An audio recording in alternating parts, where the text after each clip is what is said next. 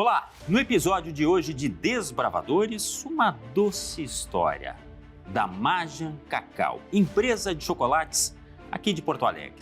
A trajetória de seu criador, que não gostava muito de estudar, mas o resultado é um chocolate de primeira. Com vocês, André Passou.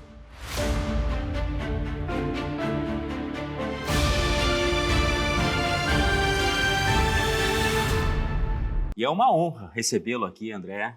Muito obrigado pela presença. Obrigado. Deixa eu te perguntar, quem era o André criança? Vou te contar então. Eu nasci em 81, eu morava lá no bairro Ipanema. Hoje eu moro na Zona Sul, lá era extremo sul. Imagina 44 anos atrás. E eu morava lá junto com meus pais e com meu irmão, tenho um irmão mais velho, e meus pais tinham uma fábrica de ovos de chocolate no porão de casa.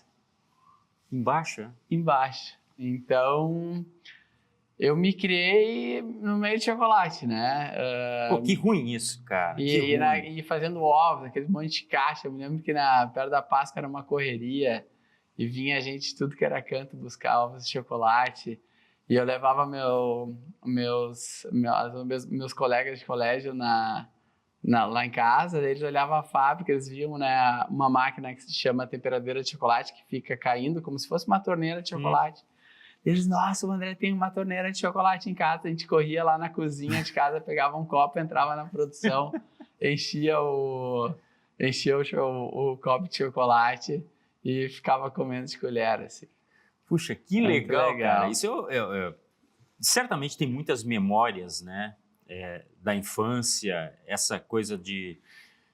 Naquela época tinha muitas diferenças, né, de brincar na rua, de brincar na própria fábrica. Hoje se tem um controle muito mais rígido também de tudo, né? Mas você levou uma vida de criança mesmo? Levei. Eu sempre gostei muito de esporte. Eu sou velejador, eu adoro, na verdade, tudo com água, assim, né? Surf, vela, velagem de laser, de wing with foil, kitesurf. E então cresci nesse mundo da vela, né? E também jogava futebol, mas nunca fui muito bom. Hoje eu vejo meus filhos, eles são fissurados em futebol, assim, e eu não era. Talvez é porque eu não jogasse tão bem. Pois é, mas tá perto do Guaíba também, tem tudo a ver, né? Tudo a ver. E, pô, no Guaíba, quando eu era moleque, assim, tipo, 2, 3 anos, ia lá, pescava de lembrança, eu pescando lambari lá na beira do rio, nas pedras, assim. Esse negócio de estar junto da fábrica, da atividade dos pais, também era compromisso ou era só diversão? Porque em determinado momento, de repente, tinha que botar a mão na massa, quase que literalmente. Não, eu não botava a mão na massa, assim. E na verdade, sim, eu me lembro dos meus pais que eles tinham que acordar, tipo, naquela época tinha que acordar de madrugada para mexer o chocolate, um monte de coisa, assim, né? Hoje já... na nossa fábrica, né, as máquinas que produzem o chocolate, que moem o cacau, que fazem a conchagem, elas passam 365 dias do ano ligadas, mas tu não precisa ir lá de madrugada e fazer esse processo que eles tinham que fazer às vezes. Como é que era o estudante, André? Era comportado? Era disciplinado? Mais ou menos. Quando ele pensou, eu disse, tem coisa. Eu sempre tive muita dificuldade na escola, assim, né, com concentração. Assim, por exemplo, assim, eu ia para sala de aula, assim, tinha uma aula, sei lá, de português, o que fosse. Eu não entendia. Me pediam para ler um livro, assim, eu podia ler o livro inteiro, chegar no final... Não absorvia nada. Nada. Assim, olha, muita dificuldade. Mas fui crescendo e tal. Eu para conseguir mais ou menos, eu tinha que me puxar muito, sabe? Tinha que estudar muito. Se eu quisesse ir mais ou menos, assim, tipo, só para passar de ano, assim, já era difícil. Né? Ali eu já vi que era um ponto... Mas tinha alguma explicação? Cara, hoje o pessoal fala que é o TDAH, né? Uhum. E uma vez eu estava numa consulta com um dos meus filhos e tal, no neuro e tal, e a gente estava falando e tal, algumas coisas dele e tal, E aí ele deu um livro, né, pra gente ler, pra mim e pra minha esposa, né, que se chamava, acho que era No Mundo da Lua, né. Tchê, eu comecei a ler aquele livro, eu mastiguei, porque eu olhava aquilo, cara, isso aqui é eu criança. Foi contando minha vida ali, sabe? Todas aquelas dificuldades, tudo que acontecia. Se E eu identificando. comecei. E a minha esposa também leu o livro e falou assim: Nossa, isso aqui é tu. Pois então, é que na época também não se tinha tanta assertividade na avaliação e, cara, muito preconceito. Essa é a verdade. É né? verdade. Não quer estudar, isso é meio preguiçoso. Pior que eu não acho que não era isso. Várias assim, né? pechas, né? Mas assim, ao longo da vida, assim, no colégio, ainda fui ficando mais velho, assim, eu consegui enxergar que aquilo ali não ia ser um problema para mim, sabe? Eu conseguia ver que eu era ruim, assim, de estudos do colégio, mas quando, tipo, meu pai sempre gostou de me levar para trabalhar junto com ele, né? Desde criança, junto quando meu pai tinha essa fábrica no porão de casa de ovos, ele também trabalhava para uma empresa de chocolates, né? Que vendia matéria-prima, blocos de chocolate, lá do Espírito Santo, uma fábrica que já não existe mais. O meu avô era da Chocolates Garoto, até 70 e poucos. Então tem muita história Antiga aí. garota. Antiga garota, e aí, então, meu pai, depois, essa fábrica de ovos de um tempo, ela fechou e ele continuou só na venda de matéria-prima para essas fábricas de chocolate. Todo o estado, Santa Catarina, os clientes mais fortes na época eram lá em Gramado. E eu sempre fui com ele me levava em reuniões, quando, tipo, negociava chocolate, ele sempre falava, escuta, presta atenção, tipo, não fala muito, tipo, escuta mais, fala pouco, e eu consegui enxergar que eu tinha, assim, um domínio, assim, de conversar com as pessoas, então eu pensei, cara, vou focar mais nesse lado, tem assim, qualidades que superam, certamente, algumas dificuldades, mas isso acontece com todo mundo. Com todo mundo, né? E às vezes tu vê, tipo, pessoas que... Pô, tinha colegas no colégio que, cara, os caras não estudavam, não faziam nada, ia lá e tirava 9 nas provas, sabe? Eles tinham muita facilidade. Somos dois. Somos dois. Então, o problema é que eu era filho da diretora, então eu não podia relaxar muito, porque o negócio... Enfim. Mas é assim que funciona. A convivência com o irmão. É um irmão mais velho. Eu tenho um irmão mais velho, né? Ele tem fez 48 agora. E tem uma irmã mais nova por parte de pai. Ela tem 30 anos. E então, assim, a infância passei muito mais com o meu irmão, né? Qual é a diferença de idade? 4 anos. É mais ou menos que... Não dava muita rusga? Dava, meu Deus do céu. O que eu briguei, rapaz. Não, e eu vejo hoje, eu vejo meus filhos brigando. Ontem, olha só, eu tenho um de 6 e um de 11. Aí, não sei o que ele criou uns cards lá dos jogadores da Copa do Mundo, não sei o que, e ia nas lojinhas, cara, não sei o que, não, deixa eu achar no Mercado Livre, eu achei, né, no Mercado Livre. E aí o meu filho mais velho, não, porque isso aí vai ser falsificado, não sei o que, botou mas era o pequenininho que pediu para comprar, né? Eu falei que tinha comprado. E aí ontem chegou a encomenda em casa, o pequenininho estava na escola, o maior estuda de manhã já tinha voltado, ele pegou e abriu as figurinhas. Eu falei, cara, não acredito, Oscar, eu não acredito que tu fez isso. O teu irmão vai querer te matar. E o mais velho, ele já tinha levado de manhã, antes do pequeno acordar, levou as figurinhas dele para trocar.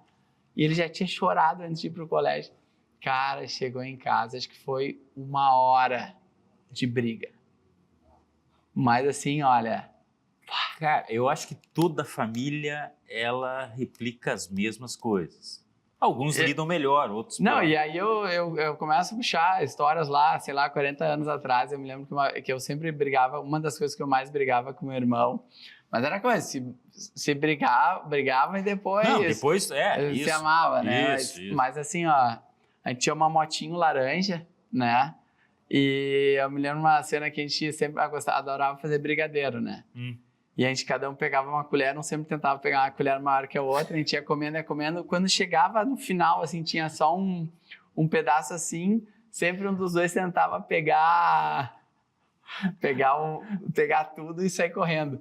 E eu me lembro uma vez que eu peguei tudo, assim, ele fez uma cara de furiosa e eu tava em cima da motinha, eu com a motinha fugindo pela casa e ele correndo atrás. Assim, não, coisa maravilhosa. Deixa eu te contar uma coisa, já que falou em ovos, né? Eu tenho um irmão, 3 anos mais velho, os ovos de Páscoa eu era muito perspicaz, né? Eu sabia onde a mãe guardava.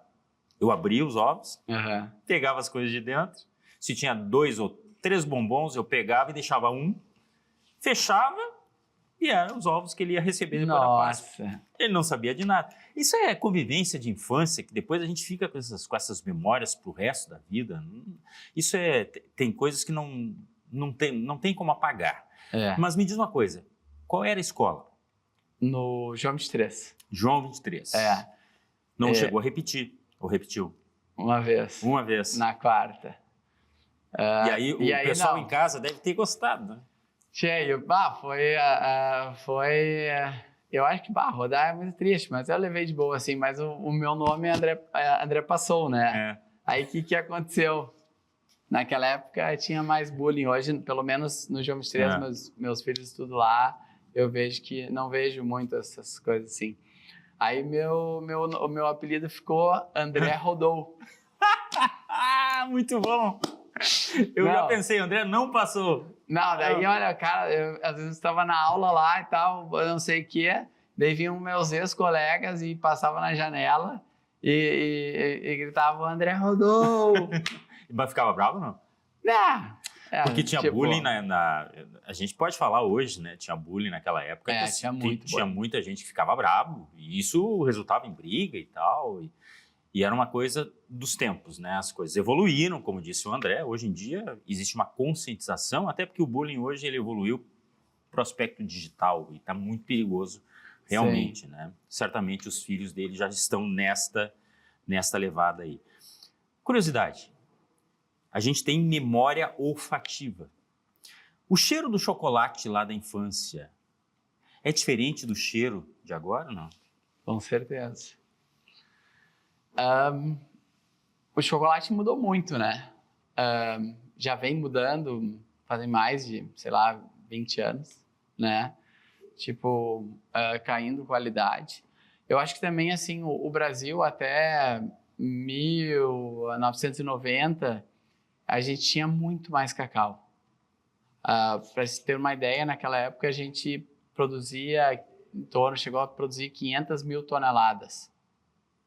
Hoje se falam aí numa média de 200 e poucas mil toneladas. Menos que a metade? Menos que a metade, porque a gente lá no mais ou menos 1990, nós tivemos um fungo, a vassoura de bruxa. Isso. E que dizimou as fazendas, né? Então, a produção chegou aí a, 40 mil toneladas anos, né? Então, tu imagina, assim, todas aquelas fazendas que tinham...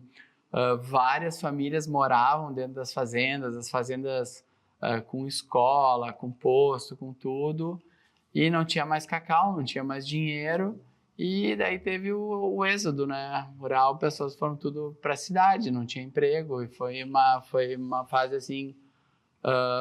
bem triste, assim, na história do cacau, mas que a gente vem melhorando, vem crescendo, né? Já hoje lá no estado, por exemplo, do Pará, que produz muito cacau, hoje às vezes até passa a Bahia em quantidade, essa doença lá, eles conseguem conviver melhor com ela, e hoje até em outros estados, como Bahia, Espírito Santo, eles também já conseguem produzir... né? É que eu te perguntei porque é o seguinte, né? O cheiro de infância ele é diferente, né? Porque se mistura às vezes com o cheiro da casa, com o cheiro dos próprios pais. Os pais têm pra gente a memória olfativa, pelo menos pra mim. Tá. Algo. Sim, entendi. Eu até achei que era pela questão não, mas também por isso. Porque muitas pessoas chegam na nossa loja e perguntam, por que o chocolate de supermercado não tem mais a qualidade que tinha 30 anos atrás. E isso eu acho que é muito pela qualidade do cacau, as indústrias cada vez mais querendo acrescentar mais açúcar, troca o leite, o leite integral por um soro de leite, tudo foi mudando, a adição de outras gorduras que não é manteiga de cacau. Isso é uma química que eu tenho uma admiração tão grande, e daqui a pouco a gente vai falar como que tudo isso se transforma em produtos. Ô Lipe, bota aqui, produtos como esse, tá? Magian Cacau, que tem uma apresentação também maravilhosa. Mirka, tá aqui, ó. Esse é um chocolate 70%, que é o chocolate que melhor a gente consegue identificar as notas sensoriais do cacau. E a gente gosta de botar a foto dos produtores, né? Quem está por trás na capa, até para homenagear esse produtor. Até na página oficial tem as fotos deles. De alguns produtores, sim. Isso é muito legal. Me diz uma coisa, só voltando lá na infância, para não perder o fio, eu ia te perguntar o seguinte, aí fez o colégio, daquele jeito, né? Vamos lá, o negócio é passar e tal, e pensou em algo para fazer depois no ensino superior? Ou não existia tanta cobrança e tanta preocupação? Não, assim, eu não tinha essa cobrança, assim, tem que fazer uma faculdade, enfim. E eu já trabalhava com meu pai desde os 15 anos, né? Então, já trabalhava, já tinha, assim, a vida, tipo, olhava meus amigos, eles... vários começaram a trabalhar com 22, 23, 24, 25 anos e alguns mesmo começando tarde se deram bem na vida, assim, enfim. Então eu já tinha aquela pegada do trabalho, mas eu fiz faculdade de administração, me formei, né? Mas assim, não levei muito a sério assim, a questão da faculdade. Assim. Faculdade foi onde? Na Uniriter. Uniriter. É. Bom, mas tem essa formação, alguma coisa ele utiliza, porque hoje ele tem que ser gestor também. Sim. E a gente vai fazer um intervalo e já volta para ver como aconteceu essa transformação. Nós saímos da infância, já fomos para a fase adolescente e daqui a pouco... com aquela visão, não, o que o pai e a mãe faziam, eu posso fazer? Posso fazer melhor? E aí o resultado disso tudo está em produtos como esses aqui. Vamos ao intervalo e já a gente volta aqui no Desbravadores.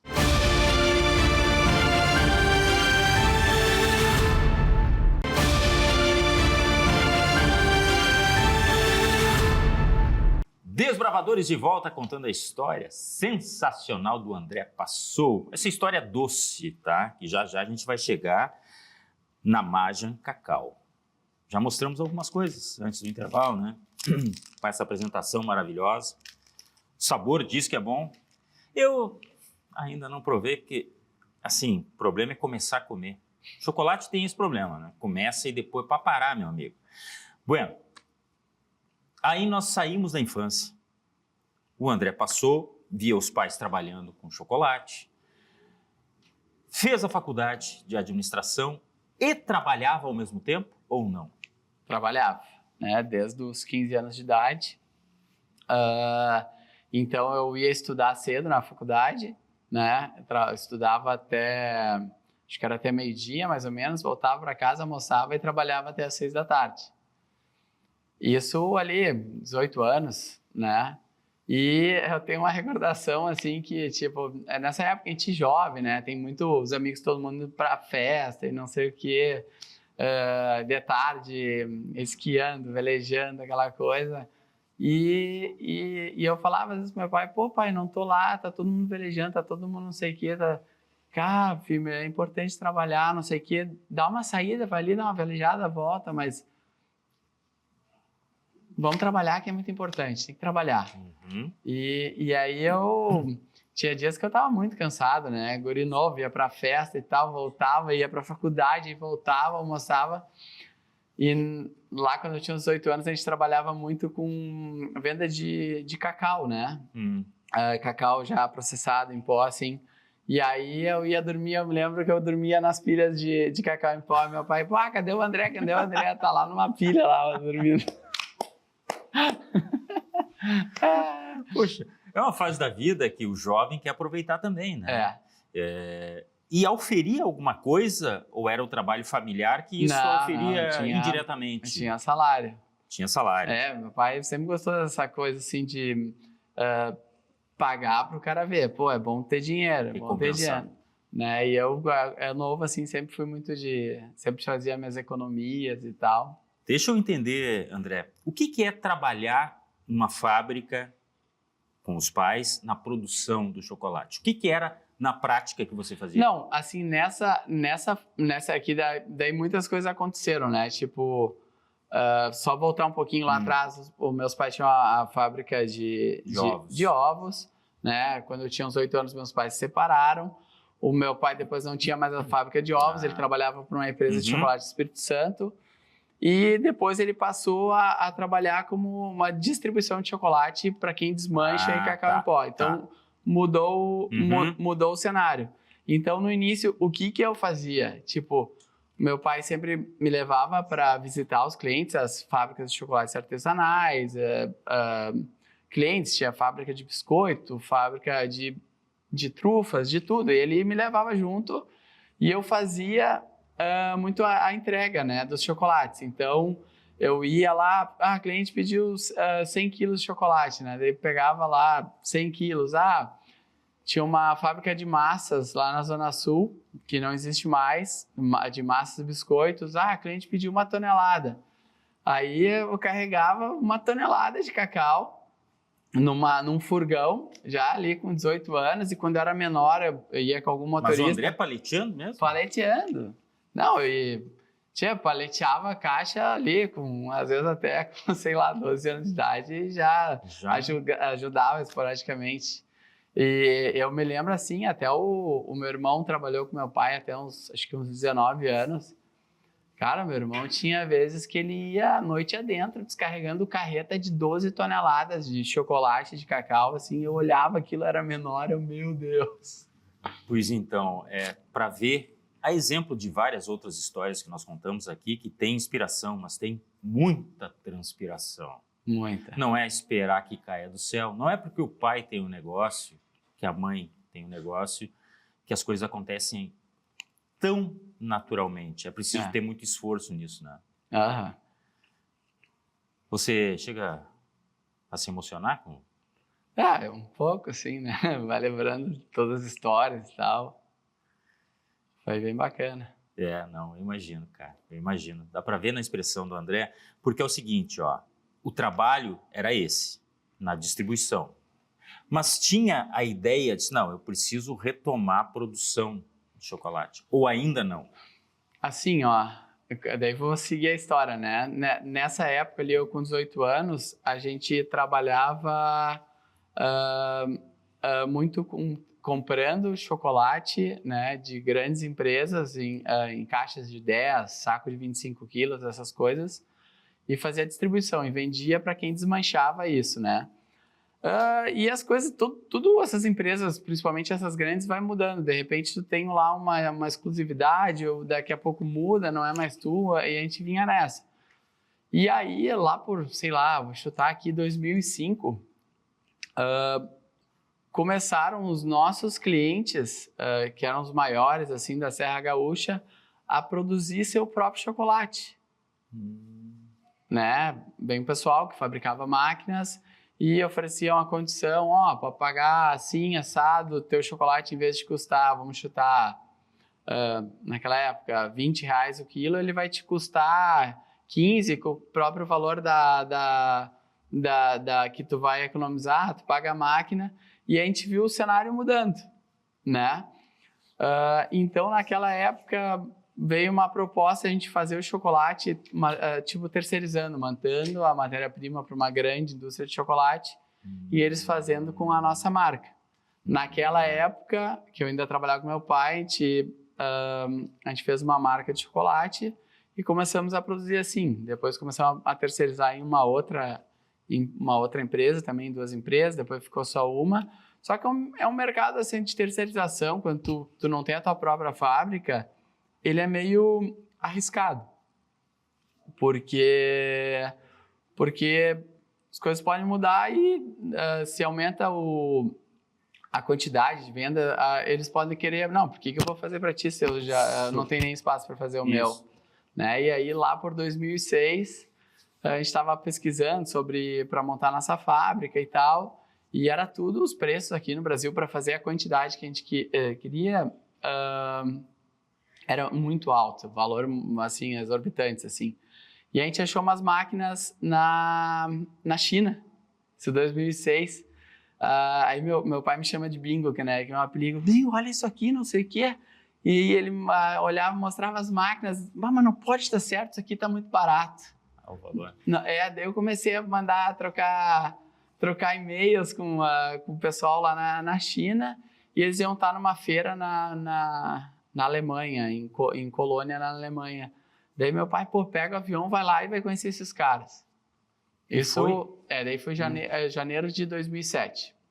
Aí fui pra lá, né? Daí, o chinês, ele tava com o menor stand da feira, assim, acho que era 1 por 1 ali, uma figuraça, assim, né? Daí cheguei lá, gostei do cara, o cara gostou de mim, não sei o quê. Daí falei com algumas coisas, uns europeus que já trabalhavam com eles, falaram bem.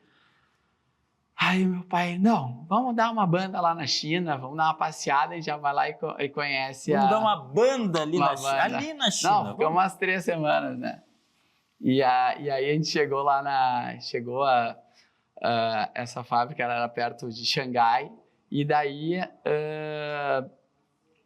o pessoal ia nos buscar no aeroporto em Xangai, né?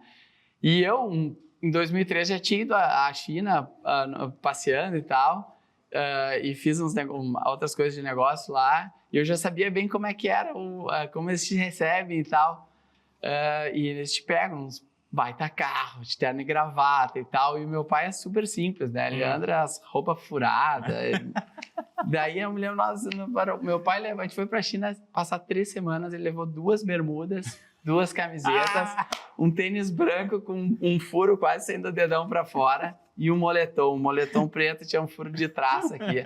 Eu falei, pelo amor de Deus, pai, bota uma roupa melhor. Dele, cara, o pagamento tu não viu lá no negócio, o pagamento é à vista antecipada, eu vou ter que pagar antecipado, não preciso provar nada. Tendo dinheiro. Daí, mas já fala rindo, assim, né, e tal. E aí a gente foi conhecer, o cara chegou lá, aquele puta carrão, terno e gravata, né? Eu e meu pai ali, o cara olhou assim, não, vamos lá. E aí a gente conheceu a fábrica e tudo, assim, mas era tão barato que a gente mesmo assim ficava, cara, será que isso vai funcionar? Daí meu pai, não, qualquer coisa tá tão barato que a gente vende como sucata lá e ainda vamos ganhar dinheiro. E compraram. A gente comprou. E aí a gente começou, a gente nem queria montar a fábrica, que a gente foi, antes o meu pai é muito mais assim daquela questão comercial, assim, né? A gente não queria, ele preferia muito mais continuar do jeito que estava que montar uma fábrica. E ele é um pouco diferente comigo, eu sou completamente apaixonado por cacau, né? Por tentar fazer um melhor produto, cacau de origem, toda essa função de visitar os produtores, ele não tem tanto essa, né? Ele é mais comercial. Ele é vendas. É, diferente. E aí, enfim, a gente montou essa fábrica aí e meu pai toca até hoje e tal. E eu lá, por 2015, eu estava numa feira em São Paulo, e aí eu vi umas máquinas lá para fazer chocolate desde a amêndoa do cacau, né, até a barra. Porque a maioria das fábricas ou compra chocolate pronto, ou compra a massa de cacau já processada, daí mistura açúcar. E eu vi aquilo ali, daí eu fiquei encantado, assim, né? Daí comecei a pesquisar, fiz um orçamento na hora ali na feira, nossa, o valor era astronômico. Assim, inviável e tal, e eu comecei a pesquisar na internet sobre como fazer esse chocolate entubado, do grão à barra. E aí a gente sempre tem uma ligação bem forte com a Bahia, né? Desde criancinha. Eu cheguei aí quando eu tinha 3 anos de idade para a Bahia com os meus pais de Fiat 147. Uma viagem curta. Curta. Confortável. Sem dúvida. E aí eu comecei a ir atrás disso. Nessas idas para a Bahia, em 2015, comecei a trazer cacau, ia na beira do rio Jequitinhonha, lá em Belmonte, que é onde a gente mais vai. Comecei a trazer as amêndoas de cacau, torrava o cacau na minha cozinha de casa. Hoje, a fábrica até hoje é junto no mesmo terreno da nossa casa, né? Comecei a fazer chocolate desse formato, né, do grão-à-barra, como hobby, nos fundos de casa. Daí torrava no forno, descascava, botava dentro de um saco o cacau, quebrava as amêndoas de cacau, botava numa bacia, passava um soprador de cabelo da minha esposa, tirava as cascas e fazia chocolate numa maquininha assim para 2, 3 quilos de chocolate. E assim começou a história da mágica do cacau. Cara, isso é movido a paixão, sem dúvida nenhuma. É algo que é feito com as mãos, mas muito com o coração. Essa paixão por chocolate, né? Que só aumentou com o tempo. A fábrica do pai é uma, a Majan é outra. Que surgiu em que ano? Eu comecei como hobby em 2015, né? Essa pesquisa que foi dos cacaus. Esse start. Em 2016 chegou a minha primeira máquina que moía o cacau, né? Daí eu fazia chocolate ali em 2 quilos, 3 quilos.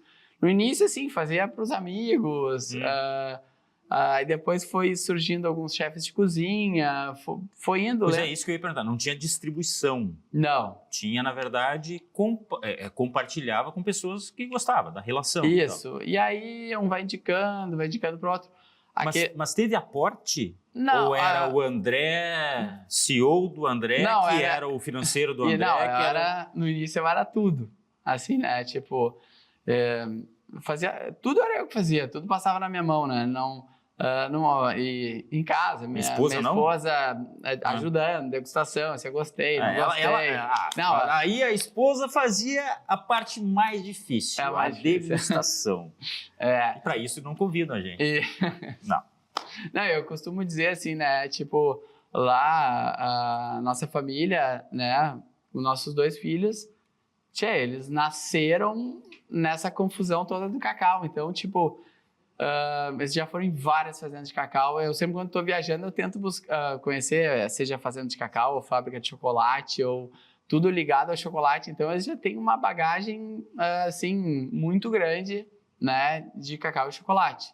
E eu acredito que se eles quiserem, né, seguir comigo, ou montando a fábrica deles, sei lá...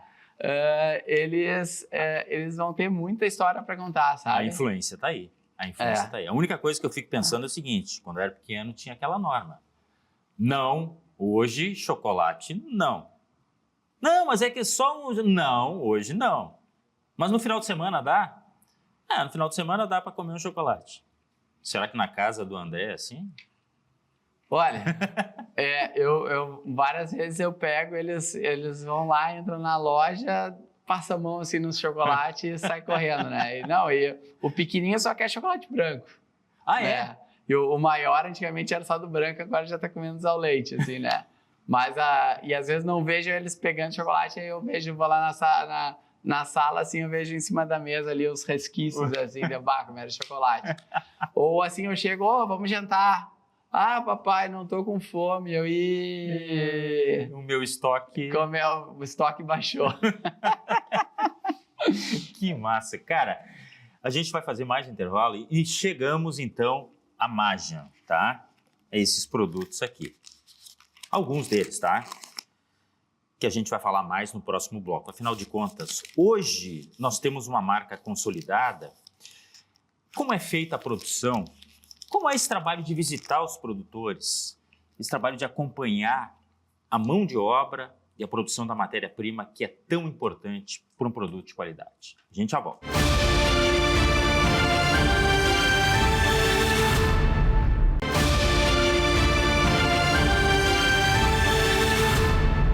Desbravadores de volta, hoje contando a história maravilhosa e doce do André Passou. E aqui os produtos da Majan Cacau.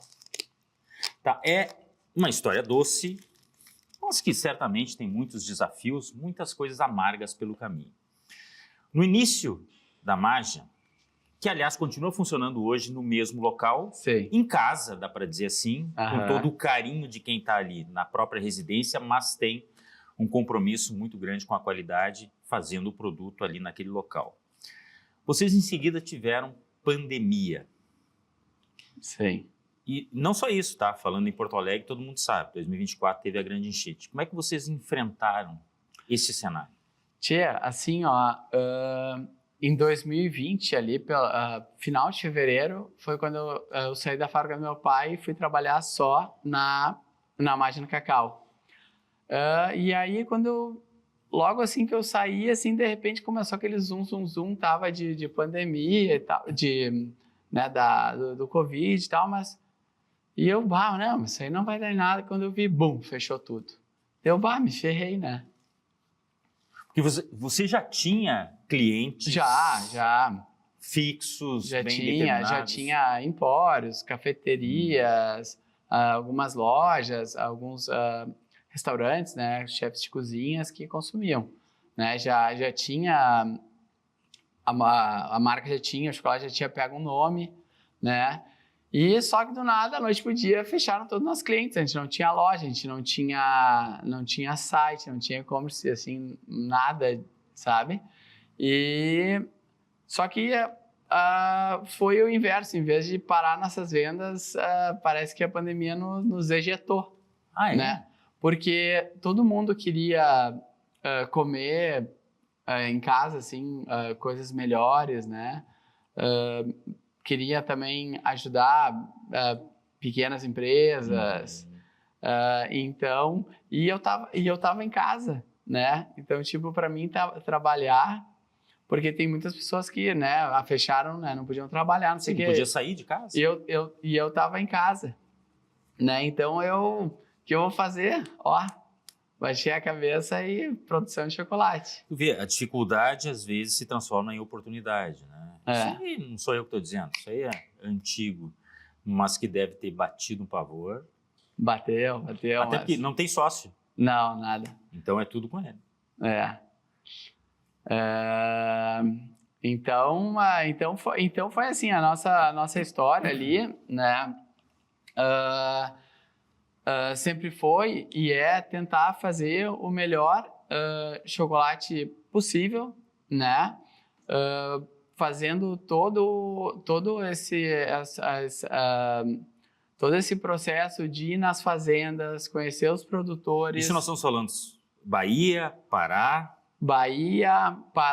Hoje a gente já está começando a receber algumas amêndoas do Espírito Santo. A gente está agora para iniciar um trabalho com uma produtora lá de Rondônia também, que é a Amazônia, cacau muito especial.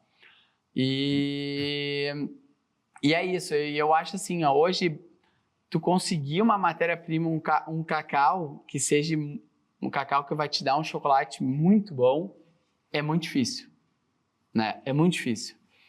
Porque fazer o cacau fino, o produtor ele tem muito trabalho, né? E às vezes mesmo fazendo tudo certo, não dá certo, não dá um cacau de excelência, né? Então, eu costumo dizer que o principal responsável pela boa qualidade de um chocolate é o produtor do cacau, né? A gente não tem como consertar o trabalho dele. Feito. A gente pode até estragar, né? Mas a gente não tem como consertar. Mas me diz uma coisa, a gente importa muito cacau? O Brasil... E no caso da Mágina, não está previsto isso? A Mágina é só, principalmente hoje, da Amazônia, Pará, né? Sul da Bahia. Né? E agora a gente está começando a pegar de uns outros estados também, mas o Brasil importa cacau, né, da África, o cacau da África, o valor do cacau lá é mais baixo, né? Então, hoje no Brasil existem 3 grandes indústrias moageiras que meio que controlam 90% do cacau do mundo. Então, eles importam grãos de lá, e daí tem toda uma briga aqui dos produtores daqui, porque daí traz de lá, baixa o preço aqui. Isso, é um jogo de xadrez. É uma discussão grande. Do ponto de vista prático, André, deixa eu entender como é que é a Mágina. Ela recebe o cacau em pó? Não, a gente recebe as amêndoas de cacau, Ah, recebe amêndoa. Amêndoa. Eu até trouxe umas, esqueci de botar na mesa aqui. Pega ali, Mirka, pra gente. Tá Enquanto dentro isso, daquela sacola. deixa eu dar uma olhada aqui, porque é o seguinte, ó. Chocolate de origem. E aí tem a definição bean to bar. Bean to bar. A gente gosta, tá, de botar na embalagem, né? Pode entrar, Mirka. Pode o ano da colheita. Mirka vai abrilhantar nossas Muito obrigado. Espera aí. E aqui eu tô vendo, ó, ao leite com bergamota. Nada mais gaúcho. E vou dizer que esse o bergamota atualmente é o chocolate que a gente mais... Tem como mostrar aqui, Mirka? Olha só. Cara, eu nunca tinha visto. Essa é uma amêndoa de cacau, tá? Ela chega assim. Glauco, cheira ela, tu já vai sentir o cheiro de chocolate. Um pouco de acidez exatamente. E tal, que a gente vai tirar na torra, isso aqui não está torrado, isso aqui é o produto que vem da origem. Esse aqui, eu acho que ele está até torrado, você já pegou um pouco de umidade, mas está torrado. Mas ele chega assim, tá? Daí a gente faz a torra do cacau, que é como um torrador de café, resfria as amêndoas, depois passa numa máquina, tá? Que vai quebrar a amêndoa do cacau, tá? E vai fazer essa separação aqui, ó. A casca do cacau a gente pode utilizar para fazer o chá do cacau e o nibs de cacau é a nossa principal matéria-prima para o chocolate. Isso aqui dá origem à massa. A massa. Isso aqui seria o líquor de cacau, a massa de cacau, chocolate 100%, esse nibs de cacau. Então eu vou levar esses nibs de cacau para o moinho de pedras, que a gente faz um chocolate num sistema como se fazia chocolate 100, 200 anos atrás. E tudo artesanal. Tudo artesanal. Então é uma panela, como se fosse uma panela que foi girando, o fundo é de pedra e tem duas rodas de pedra que ficam esmagando o nibs de cacau. E quando esmaga o nibs de cacau, aqui dentro ele tem a gordura dele, que é a manteiga de cacau. Então ele vai soltar essa manteiga e vai virar uma pasta líquida. Né? Se a gente for fazer o chocolate 100%, a gente só bota o nibs. Se a gente for fazer um chocolate 70% cacau, basicamente é 70% de nibs e 30% de açúcar demerara orgânico. Mais às vezes um toquezinho extra de 0,5% de manteiga, mas essa é a receita. Tá? Mas quem é que pensou? Isso tem um especialista ou o André é o especialista nisso? Hoje, assim, eu virei sei lá se posso dizer um especialista, mas botando a mão na massa, entendeu? Eu não achei uma palavra melhor, porque eu não sei como é que é o chefe. O pessoal chama o chocolate maker. Chocolate maker, tá bom. Então, assim, ó, lá em 2015, quando eu comecei essa história de fazer chocolate desde o grão até a barra, não se falava muito essa forma de produção, né? Então foi muito novo, não tinham fabricantes de máquinas aqui para pequena escala, era tudo meio importado. E aí no início, quando eu comecei a correr atrás, eu conversava muito com o pessoal fora, sabe? Tipo, esse movimento, o Bean to Bar, já tinha começado na Califórnia bem mais cedo. E aqui no Brasil os poucos tinham, a galera um pouco mais fechada, daí eu já tinha Instagram naquela época, eu ia na cara de pau e metia mensagem, enviava mensagem, a maioria respondia, o cara via, o cara tá lá no Brasil e às vezes demorava, respondia. Então todo o início da Magian começou muito assim no improviso, assim, né, na cozinha de casa, como hobby, teste. Botando os peitos, como ele falou, foi crescendo, né? E hoje a torra a gente tem um torrador, descascadeira tem uma descascadeira aqui. Tá, mas essa parte de maquinário, maravilha, tem toda uma questão conceitual aí, né, de fazer como era feito antigamente. Quantas pessoas tem a empresa? Tia, hoje é em torno de 5 pessoas. Então o André está muito envolvido. Tô. Muito envolvido mesmo. Mas Porque quem é que teve a ideia, por exemplo, da bergamota? É o André? A bergamota, na realidade, tem Tem o Roteiro da Bergamota lá na zona sul da capital. E aí me provocaram a fazer um chocolate com bergamota. Eu, já vou fazer e tal. Daí eu fiz esse chocolate usando o óleo natural da casca da bergamota. E eu achei que fosse um chocolate ali que ia ficar 1 mês, 2 ali e nunca mais ia fazer. Sazonal. É o chocolate que mais vende desde que a gente lançou ele, há 3 anos. Tá, e em relação a isso, vende para quem? A gente hoje eu vou dizer que assim, 60%, 70% da nossa venda é na nossa loja, que é onde era a garagem da minha esposa, né? Que é na Avenida Guaíba 4516, lá na Assunção. 70% é entre a loja e e-commerce, né? E o resto a gente vende para principalmente aqui no estado, Porto Alegre. Sim, porque não tem também tamanho para ter uma produção para colocar em redes, né? No caso, hoje a gente trabalha meio assim esguelado assim mas na aí produção. Eu quero chegar então no aspecto futuro. Tem espaço para crescer. Mas e aí? Eu assim, sabe qual é a principal dificuldade para crescer? É conseguir volume de insumos de cacau de excelência, tá? Até porque vai baixar a qualidade se de repente aumentar muito. Tipo, eu tenho hoje 2, 3 produtores são meus principais fornecedores, né? O meu principal fornecedor, esse ano, ele me embarcou uma quantidade e falou para mim assim, André, desse jeito que tu tá querendo o cacau, porque eu cada vez fui aprendendo mais, entendendo o que é um cacau de excelência e aumentando a minha exigência lá para a Magian.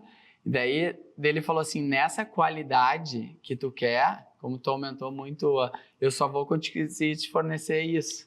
Daí eu, graças a Deus, trabalho com bastante estoque, que eu sei que hoje isso é muito importante, mas eu já vi que é uma certa dificuldade, entendeu?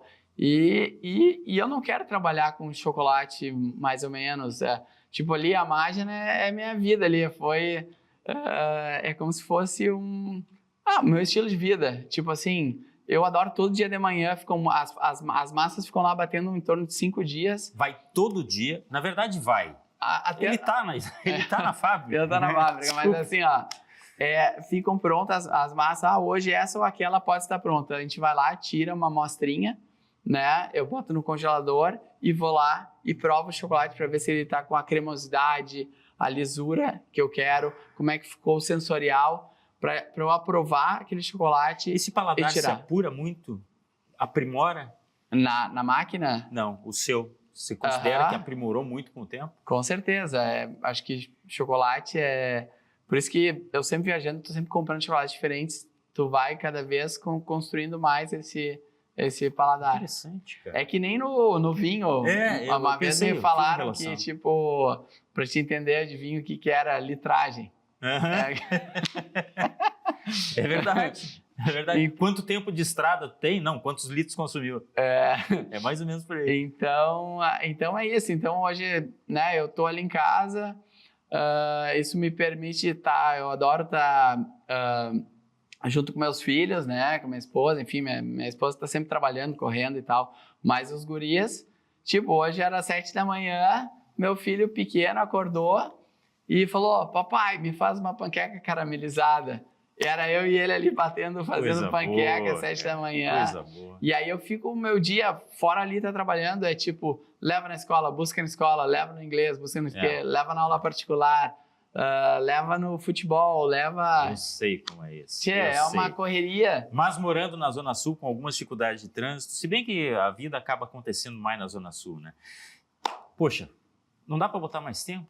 Eu quero saber o seguinte, rede social, o pessoal acha por ali indicações de como comprar, o próprio e-commerce? Claro, hoje o nosso e-commerce é magiancacau.com, né? A gente entrega todo o Brasil. O nosso Instagram é @magiancacau. Então, e eu acho que uma experiência muito bacana é ir lá e visitar a nossa loja, né? Ali já dá para entender como como a amêndoa de cacau vira chocolate, a gente tem vídeos, tem fotos. Tem experiência, né? Pode degustar vários sabores de chocolate. Opa! E também tentar marcar uma visitação, né, na fábrica. Hoje a gente recebe muito grupos, assim, escolas, universidades, e a gente está aos poucos cada vez mais se organizando para receber também grupos menores, pessoas que queiram lá e conhecer o nosso trabalho. Tem até um branco aqui com algumas coisas. Isso é frutas vermelhas? Framboesa liofilizada. Ai, meu Deus do céu. Ai, o cheiro, rapaz. Bueno. Bom, infelizmente, André, o nosso tempo terminou, mas a Marjan vai ter muito tempo pela frente, eu tenho certeza, e muito sucesso. Cara, muito obrigado. Parabéns pela trajetória. Foi um prazer. Prazer aí. Uma baita história mesmo. Sucesso. Muita coisa boa pela frente. Valeu, Glauco. E fica o convite aí para acessar os canais e, logicamente, visitar lá na Zona Sul de Porto Alegre. Muito obrigado a você que nos acompanhou em mais uma história inspiradora aqui no Desbravadores, sempre na tela da Masper TV. Infinitas possibilidades. Tchau!